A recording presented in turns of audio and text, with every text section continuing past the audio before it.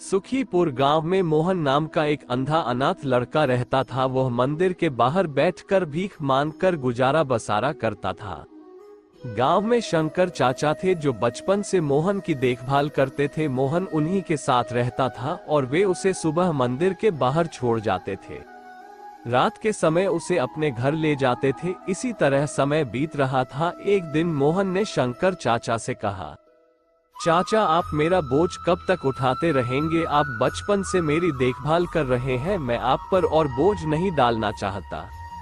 आप मुझे मेरे हाल पर छोड़ दीजिए। शंकर चाचा ने कहा, मैं तुझे अपना बेटा मानता हूँ और तू मुझे छोड़कर जाने की बात कर रहा है।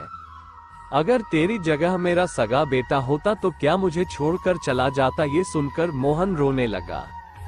तब शंकर चाचा ने उसे समझाते हुए कहा, तू गणेश जी के मंदिर के बाहर बरसों से भीख मांग रहा है, समझ ले तू उनकी शरण में है। उनकी पूजा किया कर, वे ही तेरी रक्षा करेंगे। मोहन ने कहा, चाचा हम भिखारियों को मंदिर में जाने की इजाजत नहीं है, मैं तो मन ही मन गणपति जी को याद कर लेता हूँ। तब शंकर चाचा ने कहा, बेटा तू चिंता मत कर, एक दिन सब ठीक हो जाएगा। चल अब सो जा, रात काफी हो गई है। अगले दिन शंकर चाचा मोहन को लेकर गणेश जी के मंदिर पहुंचे। तभी मंदिर के पुजारी ने उन्हें रोका और कहा, अरे इस भिखारी को कहां मंदिर के अंदर ला रहे हो? ये तो हर दिन मंदिर के बाहर बैठता है, इसे मंदिर के बाहर ले जाओ। शंकर चाचा ने कहा, क्या भिखारी इंसान नहीं होते? उन्हें पूजा पाठ करने का हक नहीं होता? तुम कौन होते हो इसे पूजा करने से रोकने वाले? इस पर पुजारी बिगड़ गया और उन्हें मंदिर से बाहर निकाल दिया। तब मोहन ने कहा, चाचा रहने दो, मैं यहीं से भगवान की पूजा कर लूंगा। आप मुझ अंधे के लिए झगड़ा मत करो। कहीं पुजारी को गुस्सा आ गया तो यह मुझे मंदिर के बाहर भी बैठने नहीं देगा। ये कहकर मोहन अपनी पुरानी जगह जाकर बैठ गया। शंकर चाचा वापस अपने घर चले गए। मोहन बैठकर भीख मांग रहा था। तभी उसे किसी के रोने की आवाज सुनाई दी। उसे लगा कोई बच्चा रो रहा है। उसने टटोलते हुए पूछा, तुम कौन हो और क्यों रो रहे हो? तब उस बच्चे ने कहा, मुझे भूख लगी है और मंदिर के पास की दुकान में बहुत अच्छे लड्डू रखे हैं, लेकिन मेरे पास पैसे नहीं हैं। मोहन ने कहा, कोई बात नहीं, तुम मेरे पैसे लेकर लड्डू खरीद कर खा लो। ये कहकर मोहन ने अपने पैसों में से उसे 5 रुपये दे दिए। कुछ देर बाद वह बालक मोहन के पास आया और बोला, मैं 2 लड्डू लाया हूँ, एक आप खा लो। मोहन ने कहा, नहीं तुम दोनों लड्डू खा लो। तुम्हारा नाम क्या है? उस बालक ने कहा, मेरा नाम गगन है, मैं पास ही मेरा घर है। मेरे माता पिता सुबह काम पर चले जाते हैं, मैं मंदिर में खेलने आ जाता हूँ। ये कहकर वह बालक चला गया। अगले दिन से हर दिन वह बालक आता, मोहन उसे 5 रुपये देता और वह लड्डू खाकर चला जाता था। एक दिन वह बालक आया तो उसने मोहन से कहा, तुम रोज मुझे 5 रुपये देते हो, कभी मना नहीं करते। तब मोहन ने कहा, गगन मैं गणेश जी को लड्डू का भोग लगाना चाहता हूँ, लेकिन हम भिखारियों को मंदिर के अंदर नहीं जाने देते।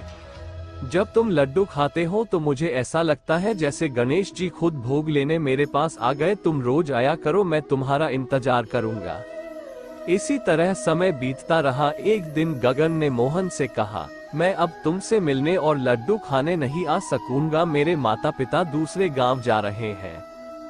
ये सुनकर मोहन रोने लगा। उसने कहा, मैं तुम्हारे बगैर नहीं रह सकता। मैं देख तो नहीं सकता, लेकिन जब मैं तुम्हें 5 रुपये देता हूँ तो मुझे बालक रूपी गणेश जी लड्डू खाते दिखाई देते हैं। तुम मुझे छोड़कर मत जाना, नहीं तो मैं जिंदा नहीं रहूंगा।